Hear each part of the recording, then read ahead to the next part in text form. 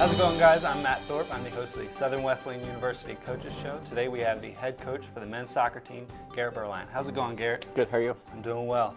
Garrett, we're coming to a close on your fall season, but first I want to recognize you guys had 5 players be recognized for academic all-conference in Conference Carolinas. What do you do as a coach to build that culture to be a student athlete, plugged in on campus, beyond just the soccer field? Yeah, I think we really try to make the guys understand and help them understand that they have to be excellent in all areas, not just athletically. That certainly comes to being academics, but also as a man. And we do study tables every Friday, so that certainly helps get the message across. So this season you went 4-3-3 in conference play, putting you in 5th during the regular season. What's the difference between conference play and non-conference play? Because outside of conference play, it seemed like you had a tougher schedule, brought you to 1-6 outside of conference play. Mm-hmm. Yeah, our non-conference schedule was rugged this year, to say the least. Every non-conference team that we played outside at 2 was either ranked in the top 25 nationally or top 10 in the region at some point throughout the year. Non-conference was definitely a challenge, but we don't shy away from those, and it's important that we seek to perform at a really high level in conference and out of conference. So those non-conference games should prepare you pretty well for some close games during conference play. You did end up with 3 ties in conference play. So what mentally and physically does that do to your team when they know that one play could be the difference between a win and a tie? Yeah, I think there is something to be said about playing a rigorous non-conference schedule. It doesn't necessarily make our record look any better, as we found out this year, but it certainly does prepare us. 3 ties in conference just sends the message that we're going to be there to compete every play. We're not going to take any plays off mentally or physically. And there's something to be said for learning those lessons non-conference so that we can apply them in conference. We felt like we left some chips still on the table in conference, and some of those were those ties. But we're learning, we're growing. It's a team that is new. There's a lot of new faces in the program and a lot of people that are going to be able to be returning and to be able to contribute next year as well. So you guys have 6 seniors on your team. How do you utilize their leadership and their experience, but also look to build new leadership and to fill those gaps in the future? Yeah, we try to give the seniors a platform where they can use the experiences that they've had to help teach and guide some of the younger and lesser experienced players. But we also try to be building constantly into the younger players to determine who's going to be the right leaders moving forward, the best that are able to elicit responses from within the group. And we try to build into them the qualities that we would like to see in terms of servant leadership, always trying to grow and be better on and off the pitch, of leaving a positive legacy, of really diving deep in relationships with the other guys, of not taking any time off. So you did have 2 younger players recognized in the conference for their skills on the pitch. Miguel Uribe led the conference in saves and was recognized as second-team all-conference.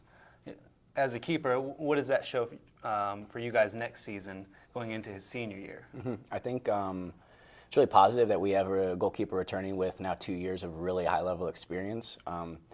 Leading the conference in saves is not necessarily a good thing, but it speaks to Miguel's quality and certainly his coming to really own himself in that role. And I think all of our staff within the athletic department have done a good job of really trying to sell who our players are.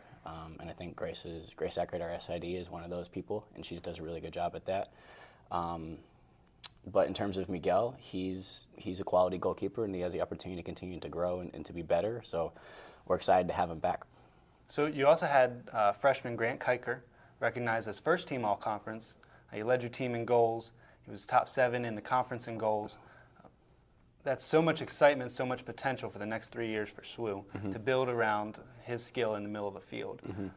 Where does that show you you need to build around him? Yeah, Grant's a good player. He's a better man, though, and I think that's really speaks to the quality of who he is and what we're trying to bring to SWU. He doesn't score goals by himself, though. It takes 10 other people on the pitch to be doing the right things at the right time and having quality in the moments where action is needed. But Grant certainly has a skill set that's useful at our level, and he has some places that he needs to grow, and his game needs to continue to adapt and to be molded. just as everyone else in our team does as well. So, but it's definitely a big confidence boost for a freshman to come in and to feel like he has the ability to impact the game immediately at this level. Now it's just continuing to refine some of his natural skill set and to help him learn to stay engaged and to find more ways that he can affect the game. Now, unfortunately, we lost in the quarterfinals of the Conference Carolinas tournament.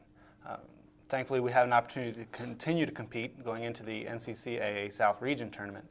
What's the mindset as you shift from one conference tournament to a region tournament? How do you as your team prepare for the difference in tournaments? Yeah, it was tough. Like losing the quarterfinal match was something that we didn't plan for. It was unexpected. And I guess the whole month of October was a challenge for us. I think our record shows maybe that. And I think just the grind and the wear and tear of playing such a rigorous non-conference schedule, and the youth of our team and maybe some of the inexperience mentally and physically maybe showed during some of those points. So in a way, it's disappointing because we didn't get out of the season what we wanted to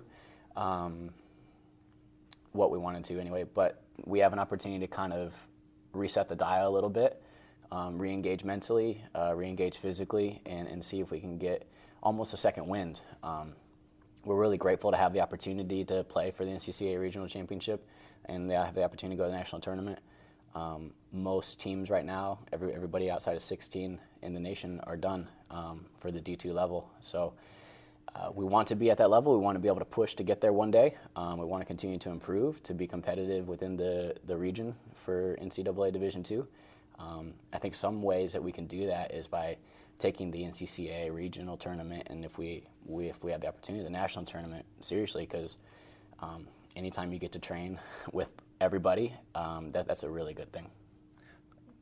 Finally, as a whole, throughout this season, at this point in the season, where does this season fall on your expectations and your goals as you came in? Some ways it aligned with our goals, some ways not. Obviously, on the pitch, like we would like to be a lot more successful for sure. Off the field, we're trying to instill our core values and continue to teach those and really teach the guys what it means to love and serve one another consistently. What does that look like in action? How do we do that? Not necessarily in the sense of like behavior modification, but certainly in like real heart change. Because we think that allows them the best opportunity to be good men when they graduate, whenever their careers are done.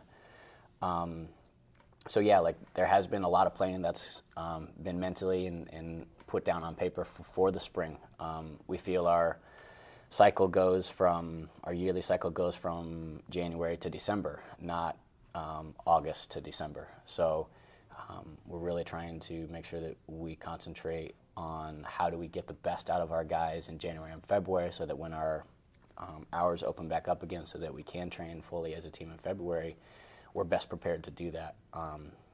And I think we're excited. I'm definitely excited to roll some new stuff out to the guys here in January and February to see what happens. I think the guys are excited to kind of dig deep inside themselves and reestablish some things that maybe we lost along the way this fall.